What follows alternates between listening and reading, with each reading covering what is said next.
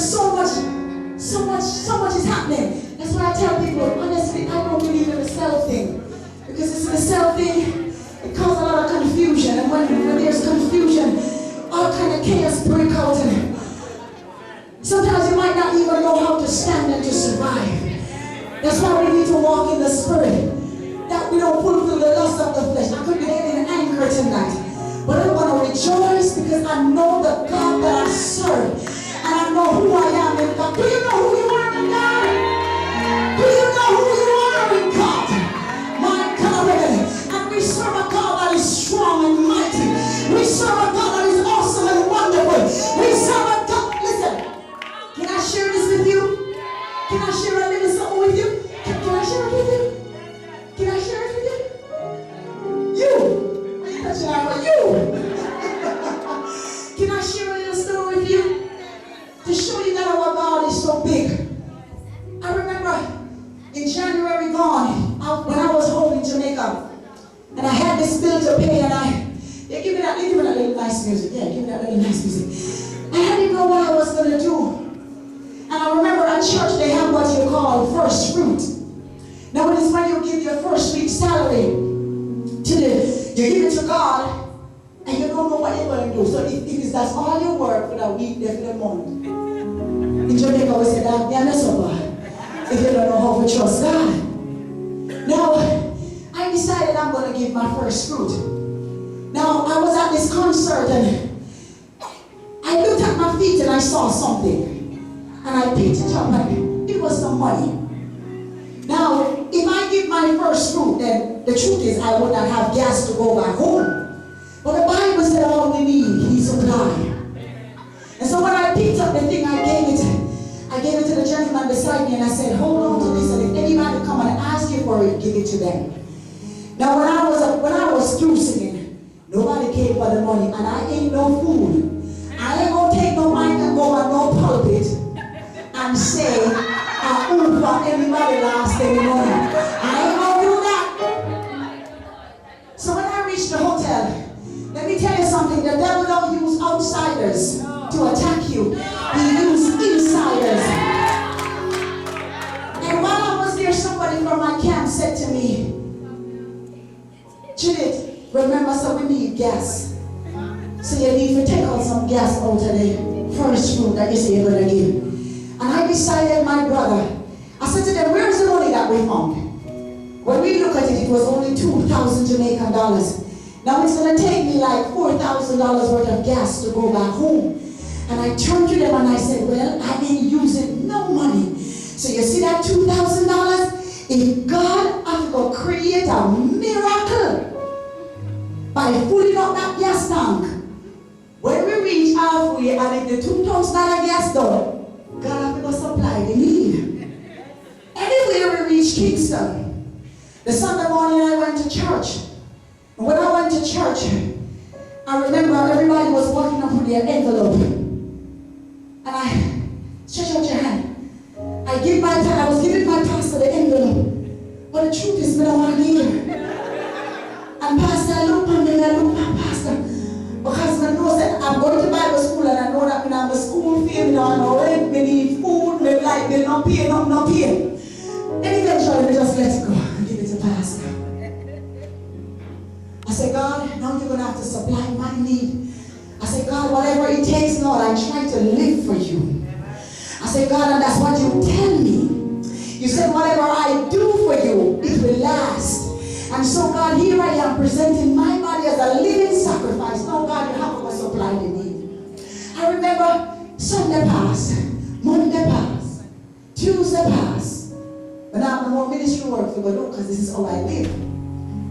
Wednesday came, and I remember it was Kevin Downswell who called me from a company called JCAP. Now JCAP is when we write songs.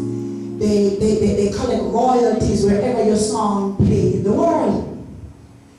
Kevin said, Judith, there are 2 checks here. I think it was a Thursday. He said, there are 2 checks here for you. Now the truth is, 2 checks, I don't know what upon them.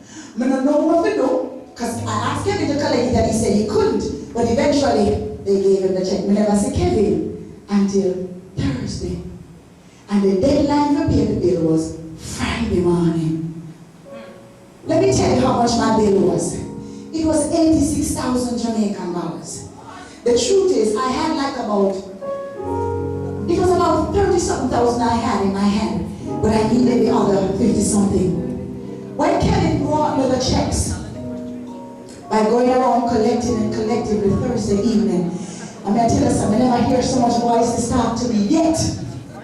Me hear some an idiot, when I have no sense. Oh, you can't give money to the church. You know, since the church have money, you know, so the church big, you know, see all this. And that's all the voices kept going. Neighbor, can I tell you, trust God in everything? Yes. When he called me the Thursday evening, I opened the first envelope. When I opened the first envelope, it was only 2,000 Jamaican dollars, and I held it up and I said, God, I thank you for it. But this can't pay the bill. I'm glad if you have to go rewrite the next check. And I'm telling you what I said. I'm not putting on anything. I said if you have to rewrite the next check, God, before I open the envelope, God, do it no. Neighbors, listen to me. When I opened the next envelope, tears gushed out of my eyes. I had enough money to pay my bill and plus excess. It don't stop there. Don't clap here. Let me tell you when you clap. After we done for the party, you can't clap. This is it. When I looked at the dates of those checks, one was there from last year, September. And the other one was there from last December. Now if I had got those, Grandma did not miss me. But watch this. We serve a God who knows when we are in need. We serve a God who is on time. Many times we are crying for things, but the truth is God knows that we don't need it yet. And what He will do, He will preserve all that we need for the right moment. So sometimes when you're praying, you're crying, you're killing yourself.